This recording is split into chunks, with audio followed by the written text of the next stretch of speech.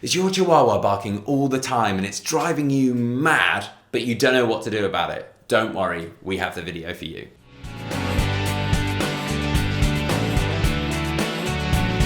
Welcome back to the Fenrir Chihuahua Show. My name's Joe and I'm a certified canine leader here at FenrirCanineLeaders.com. We are dedicated to helping you learn everything you could possibly want to know about the Chihuahua, and then how to become a high-level canine leader so you can raise your very own. So if you're new here, don't forget to subscribe and turn on that notification bell so you never miss a future upload. If your Chihuahua is barking all the time and driving you, your family, and even your neighbors mad, it's something you definitely want to sort out. And today we're going to be tuning into a webinar that the canine behaviorist and founder of FenrirCanineLeaders.com, Will, has recorded all about how to deal with dogs that won't stop barking. So welcome back to another quick breakdown webinar of one of the most, possibly the most common behavior problem that owners will face with their dogs. And as a canine behaviorist, this is something that I get requests for help with every single day, and that is around excessive barking. So in this webinar, we're going to quickly break down the most common strategies that I utilize to extremely high levels of success when implementing behavior modification programs to be able to very quickly, and or at least as quickly as possible, address excessive barking and not just put a plaster on the issue, but get to the root cause and actually fix the problem. So if you're going to be working as a professional role and want to be able to help your clients with this issue, or maybe you yourself are just looking to become a high-level canine leader for your relationship with your own dog, then this is exactly what you're going to be looking for in terms of specifics for excessive barking. Now, to start off with, we have to understand that excessive barking and most common problem behaviours have a root cause. And the problem is that a lot of people will try and simply put a plaster on the behaviour. It's like having a stone in your shoe and going to the doctor and getting them to prescribe you some morphine for the pain of a stone in the shoe. You just actually want to take the shoe off and get the stone out. And that's what we're trying to do here. We need to find out what the root cause of the problem behaviour is and then address it at the root cause. Now, when it comes to excessive barking, it tends to fall into two categories. And what we like about our procedure and the step-by-step process that we go through in terms of implementing an intervention or a strategy to be able to fix excessive barking is that inherently it will fix the problem regardless of where that root cause is coming from. So we're going to dive into it, and the first thing that we must address is around, are we giving our dogs enough mental and physical exercise? Now, the simple answer is often the most effective answer, but sometimes it's difficult for an owner to wrap their head around the concept that, unfortunately, you need to wake up an hour earlier and go and do some more exercise with your dog. You need to find time in the day to do some more obedience and work with your dog to be able to tire their minds, especially if they've gone out and bought a higher energy working dog that has those higher levels of drive. One of the most common causes of excessive barking is simply nothing more than a build-up of pent-up frustration in terms of lack of a productive outlet for physical energy requirements or mental stimulation requirements. That frustration builds up, they get bored, they get frustrated, and out it comes in excessive barking. Very common with working breeds in particular. So what we always start with is simply by drastically increasing the amount of exercise that they're doing with their dogs. Now again, very easy answer, but not necessarily as easy to implement, especially if you're coming at this from more of a professional level of being able to have that finesse and being able to have that conversation with an owner to let them know that you simply need to put more effort in. It's nothing to do with the dog's not broken, and there's nothing that we can come in and do as an easy fix for you to fix this problem. You just need to put more effort in. So again, we need to go through that process gently, help the owner to see that for themselves and to understand it more from a why perspective, which then informs the what we need to do much more easily. So always start with simply adding in more physical, more mental stimulation, and you might have solved the problem straight away. Now, if that doesn't solve the problem, and when it comes to excessive barking, it then will fall into one category. If we know that our dogs are getting enough mental and physical exercise every single day, and they're still displaying excessive barking tendencies, it is either a learnt behaviour, and the dog has learnt that through displaying this behaviour, it gets them the desired outcome. We have inadvertently taught them that that is what they need to do. Now, again, we're going to be able to correct that issue very easily moving forward. That's not a problem.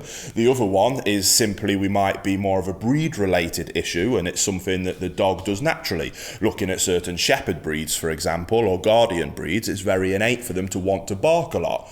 Now, also what we need to do, so if we need to correct obnoxious learnt behaviours, we might need to teach the dog more appropriate ways to utilize their barking, and that's what this next process does. So we've started off with exercise, and that's important no matter what. Even if the exercise isn't the fix, adding exercise will always help. Now, before we can move into what is now more of a formal behavior intervention strategy in terms of being able to address the root cause of the problem and be able to really fix the behavior, we cannot do that unless the relationship with the dog and the owner is restructured. Unless the owner, whether that's you and you're trying to become a high-level canine leader yourself, or maybe you are interested in working in this professionally and you need to be able to help the owner of the dog be able to see this, and that is that they themselves must become high-level canine leaders themselves, restructure the relationship with their dog to then be able to much more efficiently communicate A, what we do want, and B, what we don't want. Now, we can't jump to those bits of teaching them what we do want and what we don't want if we don't have that excellent relationship. So we start with exercise, we then move on to restructuring the relationship. Here at Fenrir, we use our canine boot camp process to be able to really quickly and efficiently address that. The reason that that has been so effective with so many people is because it is a structured 1 month program for the owners to go through with their dogs to be able to restructure that relationship and to put in rules, expectations and boundaries, and to be able to let the dog give over ownership to looking to the owner for guidance and direction.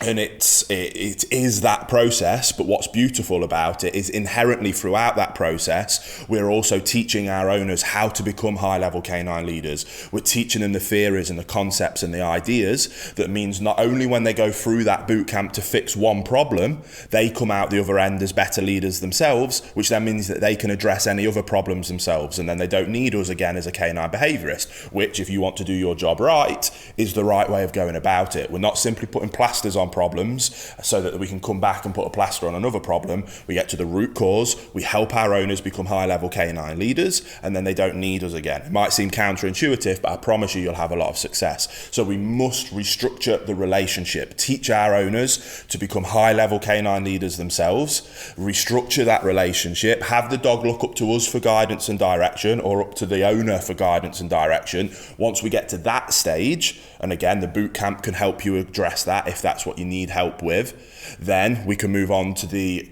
approach of actually fixing excessive barking. So exercise, restructure the relationship, and now we get to move on to what most people want to dive to straight away. But this area will not work if we aren't providing adequate exercise and we don't have a good relationship with our dogs first. So now we get to move on to the meat and bones of what everybody wants when they're thinking about excessive barking, and that is correcting the behaviour. Now, so when we go through correcting the dog's behaviour in terms of excessive barking, the vast majority of the time, it will be alert behaviour. Dog has learnt, I want attention, you're busy, so bark, bark, bark, gets us to give them attention. Dog wants to then repeat it, and it becomes a self-rewarding behaviour. That's why it is a learnt behaviour. Now, a really good analogy of this is a very common problem of excessive barking around the postman. It's almost so common that it's almost like cliche now that dogs don't like postmans and the cartoons and all the things around that. But it stems from a learnt behaviour and a behaviour that is self-rewarding to the dog. So take, for example, the postman is coming to the door, dog is behind the door, bark, bark, bark, especially guard dogs that want that person to go away. They're doing their job. Go away, I don't want you here, I am here, this is my house. This is all in bark, bark, bark. Postman comes, posts the letters, turns away and goes. Now the dog has zero concept that that's a postman and that's his job. All the dog knows is postman's come, I have barked, desired outcome happens with postman leaving. Next time postman comes, they repeat that behaviour. and it gets the desired outcome again, and then it becomes a self-taught behavior and a self-rewarding behavior, and that will just get more and more excessive as time goes on, and then obviously it spills out into other areas. It's very common, and being able to kind of unpick that does require a little bit of finesse. That's not necessarily what we're talking about here. We're talking about more generic excessive barking, but you need to understand the concept that it will most likely come from a place of it being a learnt behavior where we have either accidentally ourselves taught them that that's acceptable, or we've inadvertently allowed that to be the case.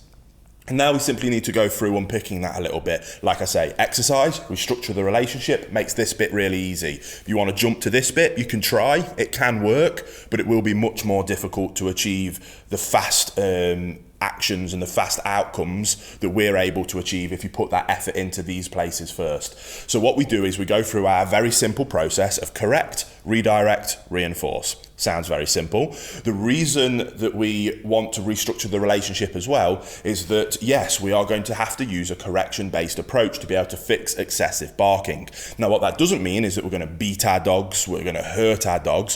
What it means is that as a good leader, we're not going to ignore bad behavior. Good leaders don't ignore bad behaviors. They address the behaviors. They address them calmly, efficiently, with good timing, and they get to the point and then they move on. They don't dwell, but they address it and they move on. They address it fairly but firmly with extreme rules, boundaries and expectations. That is what a good leader does, even more so in the dog world, and that's what we need to do.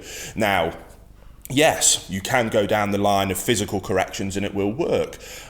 Here at Fenrir, we do sometimes utilise physical corrections. What we like to use them for is that if the dog is going to end up in a shelter, and if the dog ends up in a shelter, then there's a high chance that they're going to get put down. If it's going to save that dog's life, then we will utilise physical corrections if need be, and that can work in this situation. But what we like to do, if that's not the case, is to be able to simply use a verbal correction. Now, this takes us back to restructuring the relationship. If we restructure that relationship and put a lot of effort into doing that, then a verbal correction will carry far more weight and will be far more effective, which then means we don't have to go down the line of utilising physical corrections, which might then require slip leads to choke chains to prong collars, those kind of things. They will achieve the desired outcome that we're looking for, but we like to use the minimal amount of correction to get the job done. If you want to use the minimum amount of correction, put the effort into exercise and restructuring the relationship. That allows you to become a better leader, which means that your low-end corrections carry far more weight and are far more effective. If your verbal corrections don't work, it's a classic telltale sign that the dog doesn't respect your authority or your leadership. You need to take a step back and be able to readdress that. So, correct, redirect, reinforce. What does that look like with excessive barking? Dog barks, we correct it. With verbal correction, as a good leader, chest up, shoulders back, stern, deep, good vocal inflection. I like to use an ah, so that might look like, sorry if this comes across loud on the mic, be careful if you've got headphones on, but that might be a very simple ah, or a very stern no. The second that barking is about to go no. Again, we make it very clear what you're doing is not acceptable. Now, if that doesn't work, and we've got a case where I am going to send this dog to a shelter if I can't fix this right now, I've been in that place many times of helping people in that exact situation, then I might utilise a tool like a prong collar, and that vocal inflection, it might be an no, and a snap on the prong collar to really be able to help them. Again, I know a lot of the positive only people don't like that principle, but I specialise in what we call death row cases, where this dog is going to get put down if we do not address this right now. So utilising a tool like that can very much save that dog's life, and it does work. Now, again, I don't want you to be lazy and jump straight to that by skipping the exercise and the restructuring of the relationship. Do that thing first, and then hopefully your vocal inflection and verbal correction will work fine. So you've corrected the behaviour. The second the barking goes, time in instantly. Then what we need to do is we can't just tell them off and then not tell them what it is that we do want from them. It's yin and yang. That's why we call it balanced training. We need to let them know what we do want, and we need to let them know what we don't want. So we've utilised our correction to let them know what we don't want. Now I want you to go into a sit, stay and wait.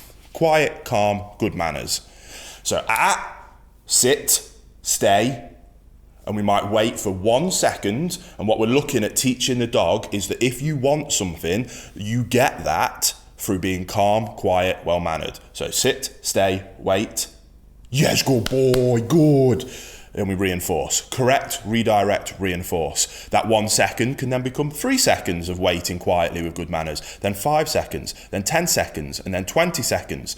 If you put exercise in, if you restructure the relationship, if you are good, calm, and consistent with correcting that behavior every time and then redirecting and reinforcing the desired behavior, the inappropriate behavior will decrease, the desired behavior will increase, and over time, and very quickly, if you implement this properly, you will have a dog that will stop excessively barking and will start to demonstrate calm, relaxed behaviors because they are seeking the desired outcome, which is looking up to you for guidance and direction because you've restructured the relationship and doing what it is that you want from them. And now we have that good relationship, we can clearly communicate that through correct, redirect to the desired behavior, reinforce. Now, what we also can do when it comes to excessive barking is that we're correcting the bad behavior and redirecting them to the desired behavior, which is calm, good manners. What we can do, and what so many people make the mistake of doing this, is I guarantee you might think that you've got the most annoying dog in the world with excessive barking behaviours. That will still probably be a small percentage of the time of that dog's day-to-day activity as him actually displaying that behaviour.